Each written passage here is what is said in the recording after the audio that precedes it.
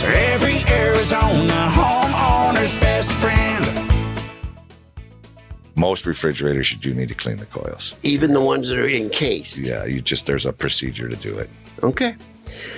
And what people don't realize, it's like your air conditioner. It's using a coolant, a Freon, and when you've got those coils dirty, you're just asking the unit to work extremely harder than it would be if those were clean. Correct. Absolutely correct. Yeah, keeping the seals clean on the refrigerator, washing them down with soap, mild soap and water, keeping the coils clean, wiping everything out of the refrigerator, cleaning it once in a while. That's all good tips for a refrigerator.